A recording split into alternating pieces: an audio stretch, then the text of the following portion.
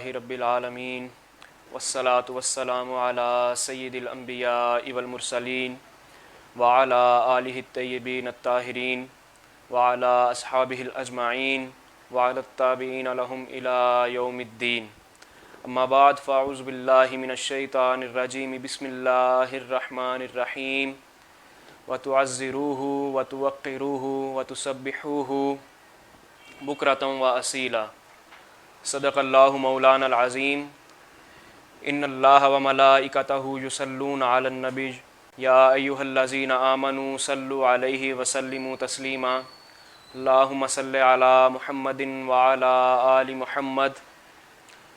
حضرات گرامی قدر، جمیع سامعین کرام، جو میں نے آیہ مبارکہ قرآن کریم برہان رشید سے تلاوت کرنے کا شرف حاصل کیا ہے، اس میں اللہ رب العزت دو جہانوں کا رب، تمام کائنات کا پالنے والا، اپنے حبیب کا ادب سکھا رہا ہے. اپنے حبیب کا ادب اور اپنی تسبیح و ذکر کا حکم ارشاد فرما رہا ہے. اللہ رب العزت ارشاد فرما رہا ہے وَتُعَزِّرُوهُ، کہ اے تمام بنی نوع انسان، اے تمام مخلوق، میرے محبوب کی عزت کرو. وَتُوَقِّرُوهُ، اور اس کی توقیر کرو. وَتُسَبِّحُوهُ، اور اللہ کی تسبیح بیان کرو. بکرۃ وَأَصِیلًا، صبح و شام.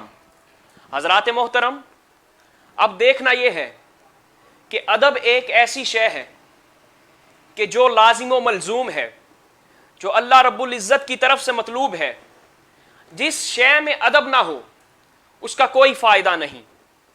چاہے بندہ لاکھوں کی سخاوت کرے، حج پہ حج کری جائے، نماز پڑھے، روزے رکھے، زکوٰۃ دے، لیکن اگر دل میں ادب مصطفیٰ نہیں تو یہ ساری چیزیں اس کے منہ پر مار دی جائیں گی.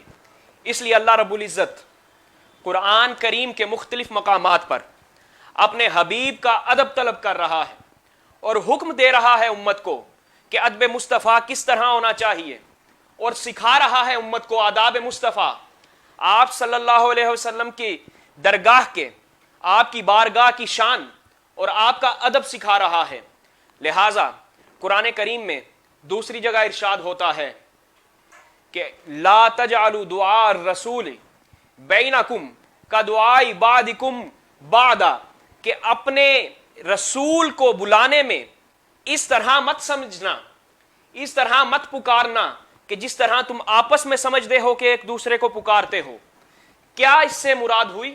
اس کا مقصد کیا ہے؟ اللہ رب العزت ارشاد فرما رہا ہے کہ جب بھی اپنے حبیب کو پکارو، میرے رسول کو پکارو، رحمت للعالمین کو پکارو، تو ادب ملحوظ خاطر رکھنا. اس طرح مت پکارنا کہ جس طرح تم آپس میں ایک دوسرے کو پکارتے ہو. لا تجعلوا دعاء الرسول، کہ رسول اللہ کو پکارتے ہوئے اس طرح مت پکارو کہ جس طرح آپس میں ایک دوسرے کو پکارتے ہو. اس طرح نہیں پکارنا ہوگا کہ جس طرح ہمارے درمیان ایک شخص دوسرے کو پکارتا ہے. اس طرح نہیں ہوگا کہ جیسے چھوٹا بھائی بڑے بھائی کو پکارتا ہے. لیکن اللہ رب العزت فرماتا ہے کہ رسول اکرم کو پکارنا ہے تو پھر اس طرح پکارنا ہوگا، یا رسول اللہ، یا حبیب اللہ، یا رحمت للعالمین. اور دوسرے مقام پر پھر اللہ ارشاد فرماتا ہے، اہل ایمان کو مخاطب کر کے کہتا ہے، کیا کہتا ہے؟ یا ایھا الذین آمنوا لا ترفعوا اصواتکم فوق صوت النبی، کہ اے اہل ایمان، اے وہ لوگوں جو ایمان لا چکے ہو، اپنی آوازوں کو رسول اللہ کی آواز سے اوپر مت کرنا. ولا تجہروا لہ بالقول کجہر بعضکم لبعض، اور اس طرح رسول اللہ اکرم علیہ الصلوۃ والسلام کو مت پکارنا کہ جس طرح اپنے آپ ایک دوسرے کو پکارتے ہو. لا ترفعوا اصواتکم فوق صوت النبی، یہ بارگاہ مصطفیٰ کے آداب سکھا رہا ہے اللہ رب العزت. پھر اللہ رب العزت ارشاد فرماتا ہے، کیا ارشاد فرماتا ہے؟ یا ایھا الذین آمنوا لا تقولوا راعنا وقولوا انظرنا واسمعوا وللکافرین عذاب علیم، کہ اے اہل ایمان، رسول اکرم علیہ الصلوۃ والسلام کو راعنا کہہ کے مت پکارو، بلکہ کہو وقولوا انظرنا، کہ ہماری طرف نظر کرم کیجئے. اب اس کی شان نزول دیکھنا ہوگا اس آیہ مبارکہ میں.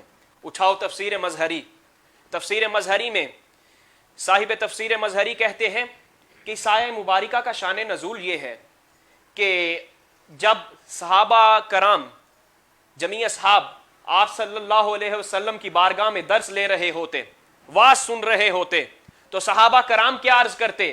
راعینا، کہ ہماری رعایت فرمائیے، ہماری طرف نگاہ کیجئے، ہمیں سمجھائیے، ہماری رعایت کیجئے۔ تو اس راعینا کا مطلب یہ یہود و نصارہ کے نزدیک، خاصتاً یہود کے نزدیک، اس کا گستاخی والا مطلب تھا، وہ اس کو کسی اور مطلب کے لیے استعمال کرتے تھے۔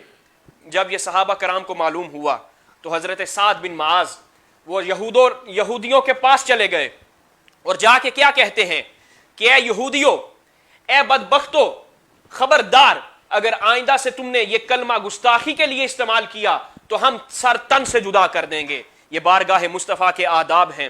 تو ان یہودیوں نے آگے سے کہا کہ تم بھی تو یہی استعمال کرتے ہو، تم بھی تو بارگاہ مصطفیٰ میں یہی رائنا کہتے ہو۔ اسی وقت غیرت ذوالجلال کو یہ گوارا نہ ہوا کہ گستاخان مصطفیٰ اس کلمے کی آڑ میں میرے حبیب کی گستاخی کرتے رہیں، تو یہ آیہ مبارکہ یہاں پر نازل ہو گئی، لا تقولوا یا ایھا الذین آمنوا لا تقولوا راعنا وقولوا انظرنا واسمعوا، کہ اے ایمان والو میرے حبیب کو راعنا مت کہو بلکہ کہو انظرنا، ہماری طرف بھی نگاہ کرم عنایت فرمائیے، ہماری طرف نگاہ کرم کیجئے۔ اسی لیے تو آج ہم بھی کہتے ہیں یا رسول اللہ انظر حالنا، یا حبیب اللہ اسمع قالنا، اننا فی بحر ہم مغرق خذ یدینا سہل لنا اشکالنا۔ یہی اہل ایمان کا عقیدہ ہے، یہی بارگاہ مصطفیٰ کا ادب ہے۔ آج اس دور میں ہمیں اپنے آپ کو، اپنے چاہنے والوں کو، اپنے حلقہ احباب کو، اپنی اولادوں کو، اپنے رشتہ داروں کو ادب مصطفیٰ سکھانا ہوگا۔ ادب مصطفیٰ کیا ہے؟ ادب مصطفیٰ ہی اصل ایمان ہے۔ اگر ادب مصطفیٰ نہیں ہے تو تمام اعمال منہ پر مار دیے جائیں گے۔ یہ ادب مصطفیٰ کا تقاضا ہے کہ جو فیصلہ مصطفیٰ کر چکے ہیں اس فیصلے سے نہ اونچ ہو نہ نیچ ہو۔ یہاں ایک چاہنے والے کہہ رہے تھے کہ اس شعر کی تشریح کر دی جائے کہ سونا جنگل رات اندھیری چھائی بدلی کالی ہے، سونے والوں جاگتے رہنا چوروں کی رکھوالی ہے۔ اس کا یہی مطلب ہے کہ وہ لوگ جو آج کل دین کے ٹھیکے دار بن چکے ہیں، ٹھیکے دار سے مراد کہ وہ علم دین حاصل کرتے ہیں لیکن ان کا مقصد جو ہے وہ اصلاح نہیں ہوتا، ان کا مقصد امت میں اتحاد نہیں ہوتا، ان کا مقصد دین کو پھیلانا نہیں ہوتا، لیکن وہ ٹھیکے داری کرتے ہیں۔ وہ جب امامہ باندھ لیتے ہیں، فراغت حاصل کر لیتے ہیں تو وہ دین کا ٹھیکے دار سمجھنے لگ پڑتے ہیں، اپنی چاہ، اپنی من مرضی، اپنی من گھڑت، اپنے جو ہے اس کو تشریح کرتے ہیں اور تفسیر کرتے ہیں۔ اس کا مطلب یہی ہے کہ اگر تم دین کا علم حاصل کر رہے ہو تو اس کو اسی طرح حاصل کرو، ادب مصطفیٰ کو ملحوظ خاطر رکھ کر حاصل کرو، اس کو اتحاد امت کے لیے استعمال کرو، اس کو اصلاح کے لیے استعمال کرو۔ تو حضرات محترم، میں کیا عرض کر رہا تھا کہ ادب مصطفیٰ، یہ ادب کتنی بڑی شے ہے۔ مولانا روم فرماتے ہیں کہ ادب ایک ایسی شے ہے کہ حسن و پاکیزگی اور برگزیدگی کی رونقیں تمام یہ ادب سے وابستہ ہیں۔ اگر ادب نہ ہوگا، ادب کا پہلو آپ کی گفتگو میں، آپ کے کردار میں، آپ کی شخصیت میں، آپ کی گفتگو میں اگر داخل نہیں ہوگا، آپ کی حرکات میں داخل نہیں ہوگا تو اللہ کا فضل و کرم نہیں ہوگا، اللہ کی عنایت نہیں ہوگی۔ کہتے ہیں کہ یہ آسمان گناہوں سے پاک اور نور سے لبریز اسی لیے ہے کہ یہ با ادب ہے۔ تو حضرات محترم، آج جس دن کی نسبت سے ہم یہاں بیٹھے ہیں اور گفتگو کر رہے ہیں یا سن رہے ہیں، اس شخصیت کے متعلق ہے جس نے اپنی قلم کو گستاخان مصطفیٰ کے لیے تلوار بنا لیا۔ وہ شخصیت کون ہے؟ وہ بریلی کا چمکتا ہوا تارا ہے، اس کا نام احمد رضا خان بریلوی ہے، جس نے گستاخان مصطفیٰ کو جھنجھوڑ کر کہا، خبردار، محبوب خدا کی طرف نہ کوئی نکتہ دانی کی جا سکتی ہے، نہ آپ کی طرف کوئی عیب کو منسوب کیا جا سکتا ہے، نہ کوئی نقص کو منسوب کیا جا سکتا ہے۔ ارے جب 14ویں صدی میں ملا کو اپنے علم پر مان ہو گیا اور وہ اٹھ کر نبی مصطفیٰ علیہ الصلوۃ والسلام کی شخصیت میں عیب نکالنے لگ پڑا تو احمد رضا خان بریلوی اٹھا، اور کیا کہنے لگا؟ کہتا ہے کہ خبردار ادب مصطفیٰ کو اور ادب بارگاہ مصطفیٰ کو ملحوظ خاطر رکھنا ہوگا۔ ارے اس کی شخصیت ایسی شخصیت ہے، کیا کہتے ہیں اعلیٰ حضرت؟ کہتے ہیں کہ قیامت تک احمد رضا خان ارے شہد کی وہ مکھی ہے کہ جس کا میٹھا پن بھی لاجواب ہے اور جس کا ڈنگ بھی لاجواب ہے۔ میٹھا پن مصطفیٰ کے چاہنے والوں کے لیے ہے اور اس کا ڈنگ گستاخان مصطفیٰ کے لیے ہے۔ ارے وہ حسام الحرمین میں جو لکھتا ہے، ارے اس کے فتاوی سے جو عشق جھلکتا ہے، اس لبریز ہے اس کا کردار، اس کی شخصیت ادب مصطفیٰ سے۔ جب گستاخان مصطفیٰ اٹھے اور کہنے لگے کہ نبی کو کوئی اختیار نہیں، نبی مدد نہیں کر سکتا، نبی کے پاس کوئی اختیار نہیں، تو احمد رضا خان اس حدیث کو لے کے اٹھا۔ کیا کہتے ہیں؟ کہتے ہیں کہ انما انا قاسم واللہ یعطی، کہ میں تقسیم کرنے والا ہوں اور مجھے دینے والا اللہ ہے۔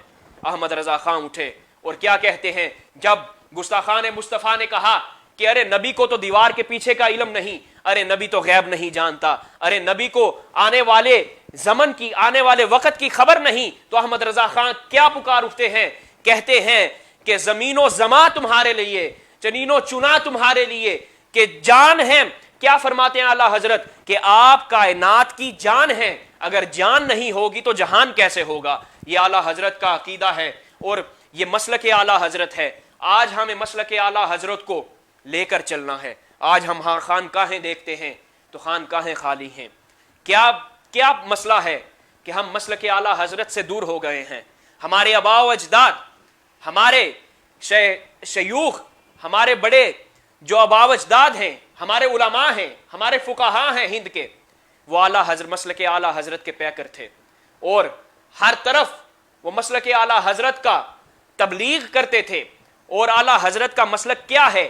جس میں ادب مصطفیٰ بھی ہے، جس میں ادب اصحاب مصطفیٰ بھی ہے، جس میں ادب اہل بیت مصطفیٰ بھی ہے۔ اور یہ اہل سنت کا اصل عقیدہ ہے کہ ہم کسی کی شخصیت میں تنقیص اور عیب کے روادار نہیں ہیں۔ جہاں اہل بیت مصطفیٰ کی شان میں کوئی گستاخی ہوگی تو ہم اہل سنت کا تقاضا ہے کہ ہم اٹھ کھڑے ہوں۔ جہاں اصحاب مصطفیٰ کی شان میں گستاخی ہوگی، ہم اہل سنت کا تقاضا ہے کہ ہم اٹھ کھڑے ہوں۔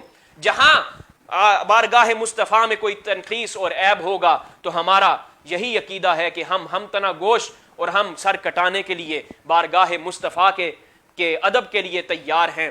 تو کیا عرض کر رہا تھا کہ کون اعلیٰ حضرت؟ کیا پوچھتے ہو اعلیٰ حضرت کی شان؟ وہ اعلیٰ حضرت کہ جب آپ پیدا ہوئے تو 3 سال کی عمر میں آپ فصیح کلام کرنا شروع ہو گئے۔ فصیح کلام، عام کلام نہیں، عربی کلام کرنا شروع ہو گئے۔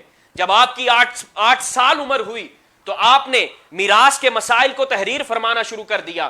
جب آپ کی 14 سال عمر ہوئی تو آپ نے درس نظامی سے فراغت حاصل کر لی اور جمیع علوم و عقلیہ اور نقلیہ پر آپ نے مہارت حاصل کر لی اور آپ نے فتاوی دینا شروع کر لیا۔ ایک یہی واقعہ ہے آپ کی سیرت کا کہ آپ جمعہ کے دن منبر پر موجود خطبہ دے رہے تھے، سائلین پوچھ رہے تھے، فتاوی پوچھ رہے تھے، مسائل پوچھ رہے تھے۔ ایک سوال آتا، امام احمد رضا اس کا جواب دیتے، دوسرا سوال آتا، آپ اس کا جواب دیتے۔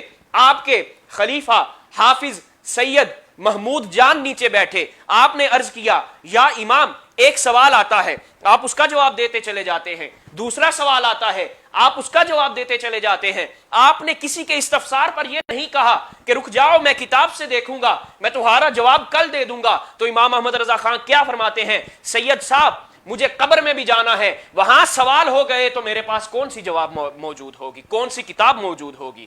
یہ تصرف ہے، اور یہ تصرف ادب مصطفیٰ سے آتا ہے، یہ ادب الہی سے آتا ہے، ادب اصحاب مصطفیٰ سے آتا ہے، ادب اہل بیت مصطفیٰ سے آتا ہے۔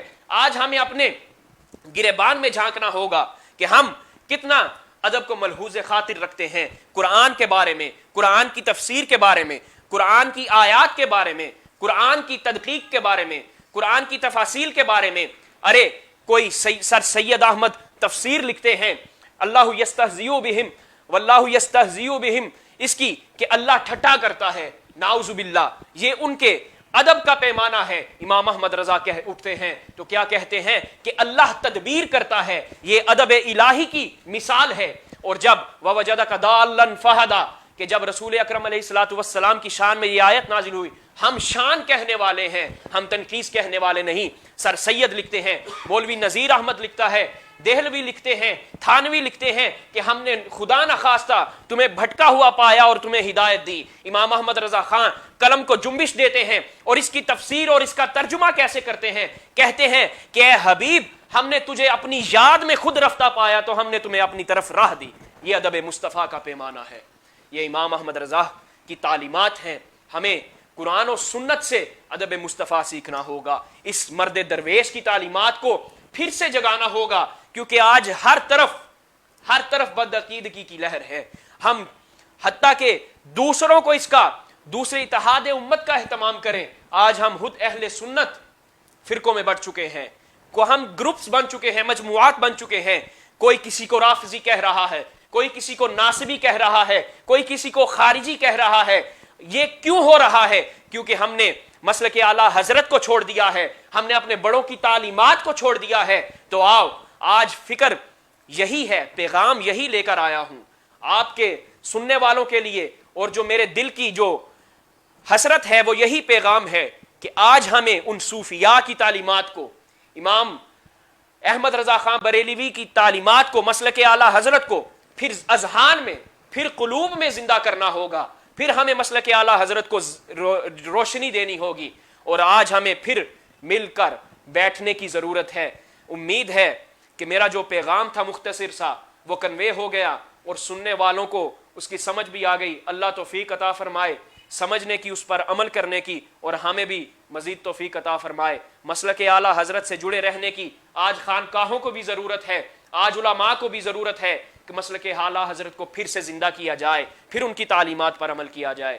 وما علیہ الا البلاغ المبین۔